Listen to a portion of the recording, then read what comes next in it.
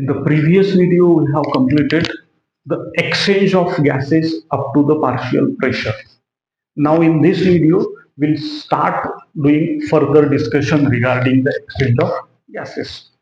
हमारे बॉडी में during respiration respiratory gases that is oxygen and CO2 का exchange कैसे होता है, ट्रांसपोर्ट कैसे होता है एंड कौन से स्ट्रक्चर उसमें इन्वॉल्व है, that is the part of this video.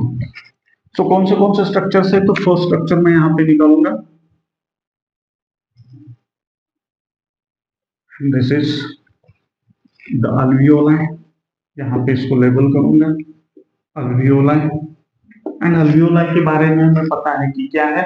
It's a primary site for the exchange of gases और it is the actual site for the exchange of gases. अब अल्वियोलाई में एयर मतलब oxygen कैसे आता है,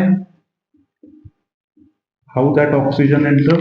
हमें पता है कि atmospheric air brings the oxygen and atmospheric air is rich with O2. इसलिए PO2 इन एटमॉस्फेरिक एयर जो सबसे ज्यादा होता है एंड कितना होता है 159 mm of mercury, right. So atmospheric air से ऑक्सीजन एंटर होगा इन द अल्वियोलाई. एंड हमें ये भी पता है कि अल्वियोलाई में PO2 कितना है, तो अल्वियोलाई में PO2 होता है 104 एंड PCO2 होता है जो कम होता है एंड दैट इज 40, राइट. अब this is first structure alveoli जो एक्सचेंज ऑफ गैसेस में इन्वॉल्व है. Then second structure which is involve यहाँ पे निकालूंगा एंड वो है हार्ट. हार्ट का स्ट्रक्चर नहीं निकालूंगा, हमें पता है कि heart is muscular and 4 chamber. First is left auricle, then left ventricle. This is right auricle and this is right ventricle. इसको लेबल करूंगा, this is heart. And third structure जो involved है and that is body tissues or we may call it as, यहाँ पे label करूंगा, this is tissue.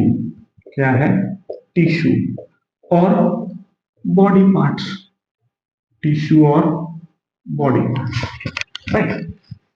अब देखो हमें पता है कि एटमॉस्फेरिक एयर जो ऑक्सीजन लाती है अल्वियोलाई में जाता है, देन हार्ट में जाता है and from heart it reach to the tissue and tissue utilize that oxygen and produce the CO2 during their metabolism.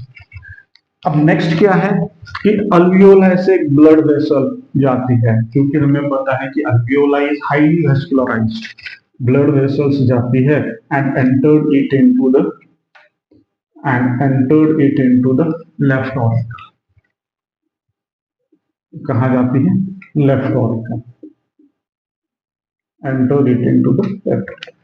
अब यहां से ऑक्सीजन एक्सचेंज होता है, ट्रांसपोर्ट होता है alveoli to blood and this blood capillary is pulmonary veins. कौन सी है, it is pulmonary veins and these pulmonary veins carry oxygenated blood. कौन सा ब्लड कैरी करती है, कैरी ऑक्सीजनेटेड ब्लड. कहाँ लाती है, तो left auricle of the heart. Then left auricle से ब्लड जाता है left ventricle and from left ventricle the blood is pickup and जो टिश्यू से गुजरती है एंड उसे कहते हैं systemic arteries.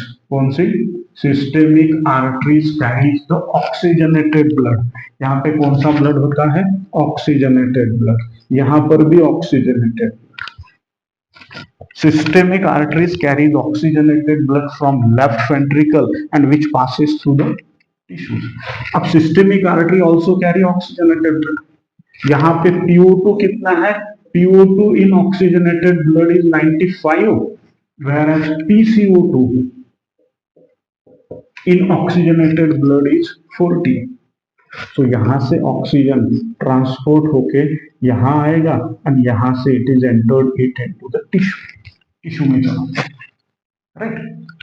So oxygen from atmospheric air, alveoli to the blood, first site of exchange, and from blood to the tissue, second site of exchange, right। अब यहां से ऑक्सीजन टिश्यू में आ गया एंड मैंने आपको कहा कि टिश्यू ने ऑक्सीजन यूटिलाइज करने के बाद CO2 प्रोड्यूस होता है कहाँ, टिश्यू में, right. And then that tissue, जो टिश्यू में CO2 प्रोड्यूस होता है, that should not be accumulated in the same tissue body parts, that should be release out.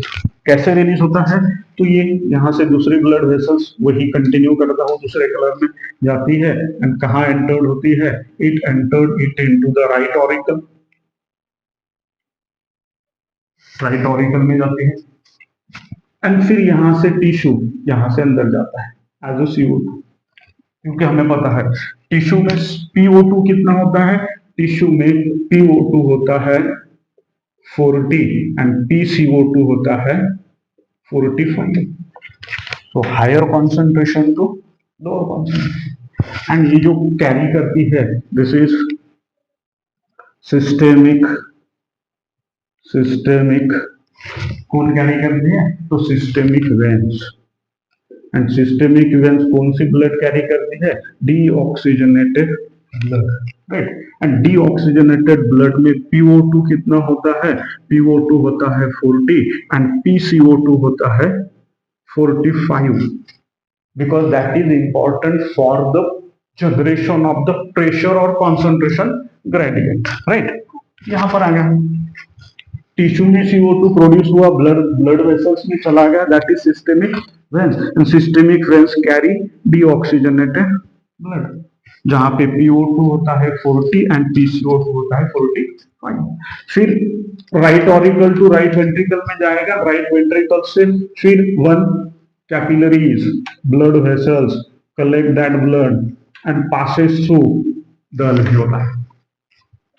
O2 यहाँ आएगा, CO2 सॉरी, CO2 यहाँ आएगा, ये CO2, and when that CO2 passes through the alveoli, it is transported, alveoli में चला जाएगा and from alveoli से it is CO2 is released out, कहाँ जाएगा, CO2 is released out into the atmosphere।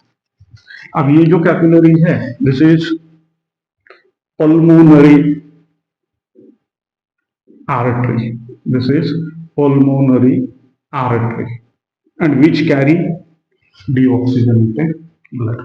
Actually one thing हमें पता है कि all the arteries carry oxygenated blood except pulmonary artery, all the veins carry deoxygenated blood except pulmonary veins, right, that is the exceptions।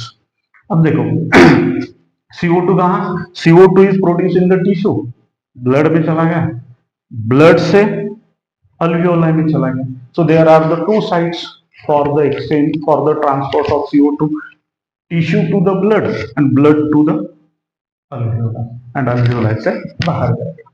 So this diagram explain the transport of respiratory gases and exchange कहाँ कहाँ होता है। So pressure concentration gradient, alveoli to blood and blood to tissue for O2, and for CO2 के लिए opposite direction, pressure concentration gradient from tissue to blood and blood to alveoli। So this diagram explain the how exchange of the respiratory gases takes place and how transport of respiratory gases occurs between the alveoli to the tissue, right।